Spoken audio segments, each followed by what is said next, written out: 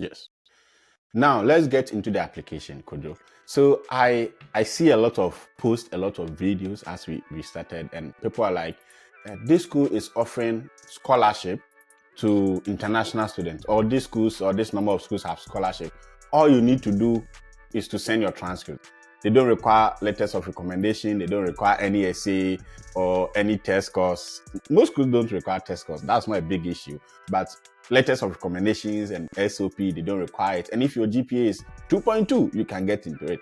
And what do you say about that? As we get into application, from my experience, any good school in the United States, I'm not talking about Ivy school, but I'm saying any good school in the United States, good school where you think you want to have a good education. With funding, yeah. Admit students meritoriously based on merits. Yeah. There is no school in the United States that reduces its application process, the rigor with which they do the application process for funding. Yes. That will just say, oh, you can just bring anything. Yeah. It's never true. There are other schools, community colleges, they are interested in people. There are some schools that are just money making. If you can pay, that's it. Yes. I think in Ghana we may have some of those ones too. Yeah. They say you have failed, but you can come. Well, I'm not saying once you fail, it means that life is the end for you. But we also know that everything has its own requirements. If this is the trajectory you need with funding, there are some requirements. So if this is what you want, you must match up to that. You may hear somebody, GPA doesn't matter, 1.0 or 2.2 or pass, or I have just an HND. And yes, you may, but my question is, what type of school is that? Are they funding? You may get a lot of these community colleges who will welcome that and would want to take you in, because the community colleges are different from these 4 college institutions, and not even just all of them. These kind of land grant institutions that have, or Ivy League institutions that have enough money to give funding. Some of these institutions are rather money-making bodies. They just need people to come to pay. They will pay. So those schools that are asking you to bring your passes or whatever, of course, your E8, D7, or D7 or whatever. Yes, they may send. You see, they send you admission letter is one thing, and giving you funding is another. They will send you the admission letter. You receive it in your email. Be excited that I've been admitted to this school, but the accompaniment, things that must come with that coming to make it easy. That's where you have to ask and question. They do not give. So you may get admitted to any community college to come, but I'm asking you, the $30,000 or the $40,000 that they are requiring from you, how are you going to pay? That is the first question you have to ask. So do not be enthused. And I've mentored somebody on this before. When I was talking to her, she did not at a point really understand, because somebody in Ghana coached her and told her that if you apply to, these good schools, big schools that give funding, immediately after your school, they will just kick you out. Like if you come to school with funding in the United States, they will kick you out. Yes, this lady was telling me that's what somebody in Ghana who claims to be an agent guiding her told. Yes, it's good you brought that agent conversation. So let me ask you a follow-up question on that, and you continue with what you were saying.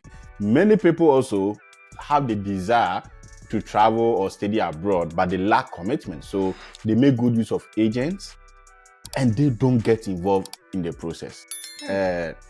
What do you say about that? Yes, for me, it's a little bit and I'll be blunt on this. You may not like it. I think today's conversation may not be very interesting to a lot of people, because the truth is it's always not interesting.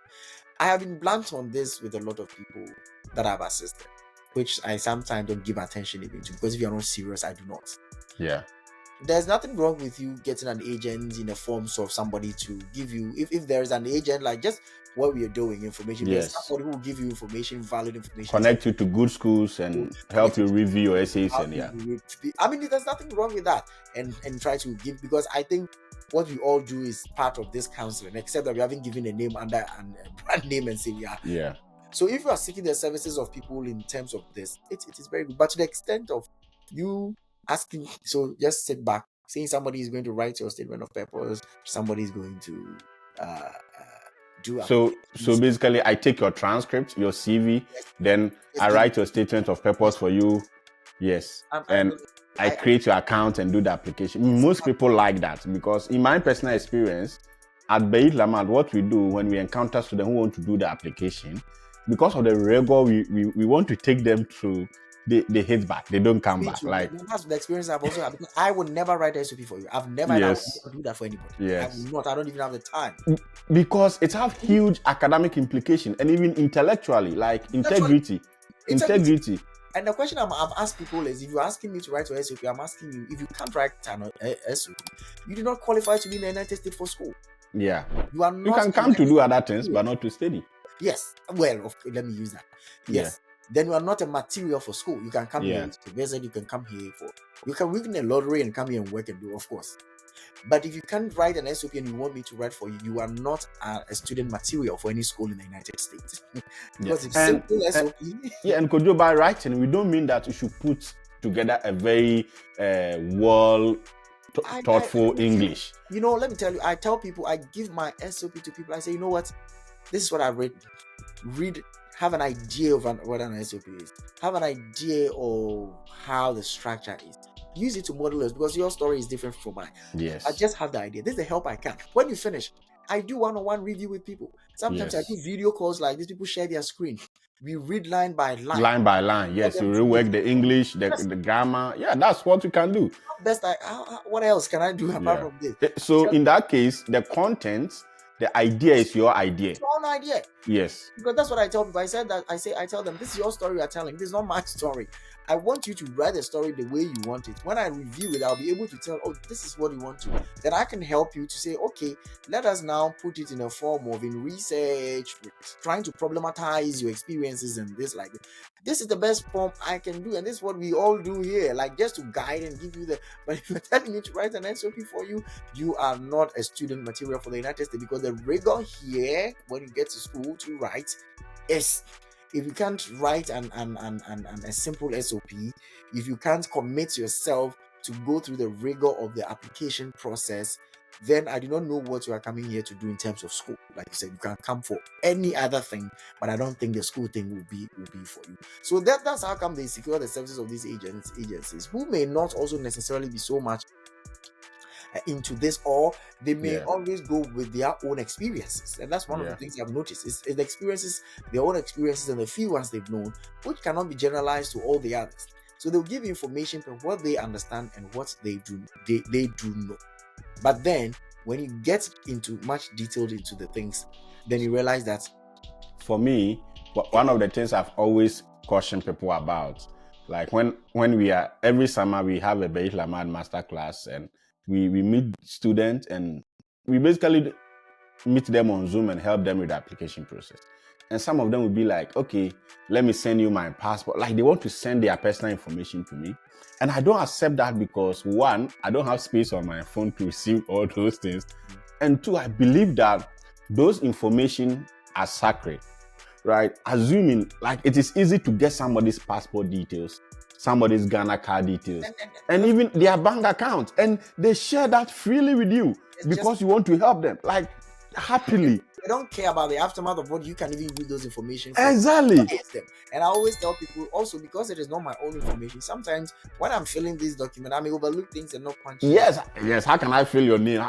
Know that your name is correct. Using my own date of birth for yours, and it will affect you. And the final instances, you realize that the date of birth on the paper and what is in your passport is. And I think that the process of the application is the first step of training you to the academic rigor of the university. Yeah. If you are able to go through your own self. Yes. Prepares you a lot. Because for me, I say I did it myself. Yes. During my time, I didn't even watch any YouTube video because maybe I didn't even know it was there, or it wasn't so much enough. Yeah. Like when I was writing my own SOP, I went online. I didn't know how an SOP looked like. I hadn't seen anybody who was giving me videos to look at it. I Googled sample SOP. I sampled about 5 or 6 of them. I read. I said, okay, this is how, when we talk of SOP, this is what they are looking at. This is how I use that idea that I had from the samples that I had read to write my own SOP. It took me about 3 months to put an SOP down. When I say this, people laugh. Yes, and that's a quality SOP because Of course, they are requesting for 500, 750 words, Yes. but you cannot write that in a day. You need to do research. You need to read. After I had written, I still was like, is this okay enough? I leave it. Every other day or whatever, I pick it, I look through, I get new ideas. No, let me do it. Yes. So it took me 3 months before the application process, and it was And just at about 500 or a page. the last time one of my friends was asking, why are you as always bent on statement of purpose? And I'm like, based on my own experience, I think that is one of the most difficult aspects of the process. Mm-hmm. Yes. And that is where, of course, GPAs are good, but through the essay, that is where they're able to distinguish the student. Because if you have August to prepare, or school application starts in September to January 15 for masters and almost December 15 for PhD, you have about 4 months to write a 2-page paper. And the purpose of the paper is not only to secure admission, but to win a $30,000 scholarship. Yeah. Right? The school have given you this opportunity, no invigilator. Mm-hmm. You have the option. You have the option to consult dictionary, the internet, give it to your professor to read in. Your father can read it. You have all these options. Then after 4 months, 500 to 750 words, there are errors, there are mistakes. It means that they cannot take you serious. You are not trustworthy. Two professors at the University of Cape Coast read through my SOP when I finished.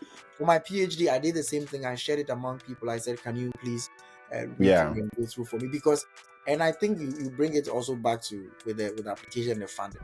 The SOP is one of the key documents in the decision making. And I tell people this because I've also had the opportunity to work with professors, shared experiences. They've shared the experiences on admission committees. This is where I think sometimes people misconstrue the GPA. And say, oh, it's true, people have sometimes lower GPA, but we're not saying it should be the lowest to the nonsense degree. Because, and I'm using my own self as an example, and I say when I was coming to higher university, I had a GPA of 2.9, which was below the 3.0 they had said. And even with this, you know what I did? I first of all emailed a course coordinator. But you, Prof, genuinely, you had a lot of research experience, a lot of field experience. So that's what I said. So I wrote to them, we talk about that too. So it's not my GPA. When professors are not looking at GPA, they're looking at the alternative. What else do you have to provide?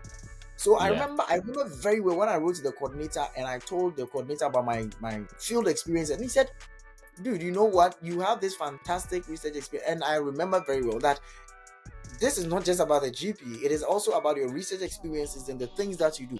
I was applying for communication and development. I was already a journalist. I was working. I was on the field. I had then even done another master's. So my GPA at the time at the undergrad level was not the measuring tool at the time for me. Because I had a lot of experiences on the field that I had to. And you had public writer, public blogs. You are very good with writing and all that. So that's when the professor explained to me. He said there were people who were first class that have declined the admission. I've taken people who are second class lower like you, and it's also because of the person may have the 4.0 or whatever. But then I look at their extracurricular activity is 0. Mind you, most of the American universities, and one of the things I've noticed is they want a holistic all-round, a diverse class. Yes, it is not just about the book academic. Of course, we are here for. Even in the universities, being an outstanding, judged as an outstanding student is not just because you have a 4.0. Beyond your academics, what other things have you engaged in? American universities look at that a lot. So it goes through again in the application processes. So on the basis of the GPA, there are a few times people have asked second class lower 2.5, 2.6, but I know that they have a very good record of. Some people are managing NGOs. They have experiences in grant writing, and I tell them, they're like, Prof. So I said no, because of the other aspect of you have a very strong resume, a strong portfolio beyond the academics, which you can make a case because they want all these kind of things. And this is where you do that, you make those cases in your statement of purpose. So that's why people then do not. That's where I make those exceptions and I explain to you where the GPA issue here will not be the main thing for the admission. Or this is where some people with lower GPAs have been admitted. They were just admitted because it was a lower GPA. No, they had other things to complement that lower GPA. Yes. So before somebody comes to tell you that it doesn't matter your GPA, they must also mention to you that if you don't have the GPA qualification to prove, what other things do you have to prove? There must be a Yeah. balance, because remember, this admission is purely based on merit. It Yeah. is meritorious, it is rigorous, it is not a child's play. It is not like everybody is coming. So they are very meticulous about who they want to admit. So Yeah. if your GPA is horrible, as you may, and even with that, there's still a level that they Yeah. consider. Yeah. Yes, of course. Yes, it does not mean Cannot if have 1.2. 1.2, that would then it means that I have other extreme abilities as Yeah. those And for some people genuinely will have even 2.2, 2.0. But as you said, they there's an have. option for you to do a second master's in your home country, or do an online program, write a GRE, do something that will complement your academic, So that they will right? know that, okay. And one of the things these people, I know they understand is sometimes they know that of course maybe certain things didn't go well for you. It's not like you are dumb and you are not Yeah. intelligent. Things happen, and sometimes it Yeah. impacts academic life. So if you are failing on the, so for example, like in my case, for instance, I'm not saying that was what was said, but I'm just assuming if my GPA was 2.9, and when I was a student, I was a journalist, it could have accounted for the reason why, let's say, my academics were, because when I was a student, I was doing things that people who possibly might have had 4.2 were not doing. They were very Yes. much into their school. I Yeah. was attending things that I wasn't supposed to. I was attending workshops, leading classes sometimes, going to Writing cover, reports. writing report, to go to a fashion like this. I will be there when people are in the library reading. So they, And this is not just to say that if you are in school, don't study and move around. And I think what you are trying to point out is to say that even though that was academic, that was non-academic, it is something that develop who you are as a communicator. and Yeah. that's what I've said. To be a scholar and academic, I tell people, make sure your best does not fail you. That's what I always tell people. Go for the best. Make sure, like, don't kill yourself for things that you cannot, but make Yeah. sure your best do not fail. Even in the US here, that's what I tell people every day. I say, they say that if you drop below 3.0, you lose your funding. So I tell people, it means that my best, at my quarter should be my 3.0, right? I should do things to maintain my funding, right? So even if I don't get to 4.2 or whatever, I'm not going to go below 3.02. I'm not going to joke to Yeah. go to. So my best should not fail me. That's what I always tell people. Being an all-round student for me is one of the prerequisites for this admission, because in my class, my course, my master's, it was a class made up of a lot of professionals, people with so many years of experience, different fields. And the program director really loved those kind of things, because our program was much more of social change. So he wanted people who are also very practical. Get it? So if the GPA is so high, like you said, this is not to say do not aim for. No, excellence, academic excellence is top notch. And most people there are a lot of people also who are very competitive, have the background you have, and still have a strong GPA. And you are competing with all these people. It's not like there are no better options. But that's what I'm saying. So, for example, you have a 4.2, someone also have a 4.2, but mind you, that 4.2 and a 6 years experience in the things you are applying for. What makes you think because you have a 4.2? And in all this, we are talking about funding, getting funding, and the funding is limited. Right. So my PhD, for instance, my cohort, they picked only 8. Yes. There were an application of 138 people who were applying for that. They picked only 8. Only 8 limited funding. So tell me, how do you justify yourself? They are going to look at everything. Now, I told a friend, I think sometimes the GPA comes in at that time when, for example, we both have similar experiences. They try to check and realize that all of us are like on the same level. Now let's come to the next thing. What can we do to separate the boys from the men? Then sometimes it falls on that. Oh, okay, he had a 2.9, he had a 3.0. Okay, let's give it a 3.0. So it must be a balanced thing. Remember, that's what I'm saying. If you are competing for funding, and when I guide people, that's what I tell them. I say, you know what? This process, our focus should be first targeted at winning funds. And also the reason why is because of the earlier challenges that I told you that people don't have to go through. I want us to go. We don't want that. Yeah, we need And in fact, Prof, even if you have the money, why should you come and study with your money? That's what I'm saying. When other people have the option, when the schools have funding available, why should you stay with money? When you think you can put in a strong application to get the funding, why Yes. should Yes. that's a very good point. Unless, of course, like I'm saying, and we are talking to those of us who come from homes that we know we would never. My PhD and annual cost is about $60,000. There's You no can't fund even if you come from a good home. Look at the dollar rate in Ghana. well, maybe Why somebody should you? somebody But it thinks, doesn't make like sometimes. but Sometimes to those of us, like those majority of the people who watch our videos are those who are in most of our situation like us when we were coming or when as we are here. There are people who cannot afford, and my concern is that the American schools have research projects and they are looking for students to partner with. So the money is not free. They are working with you. You are doing something in exchange for the money. Right. And your tuition, yes. And your tuition. So if I can get scholarship, why can't you also get scholarship? Why do you have to go for a loan? And the different the reason is, I want to come at all costs. And I want to come at all costs. Because I want to come at all costs, I have set my own parameters that within this month or days I have to come. And remember, you are not the one who is manipulating the system. The systems are structured. Yes. And of course, like I said, so this is where people also play on you and say, oh no, you can't. You don't have to wait to get funding. You don't have to wait to get to these schools. There are other schools, and I'm asking, what are those schools?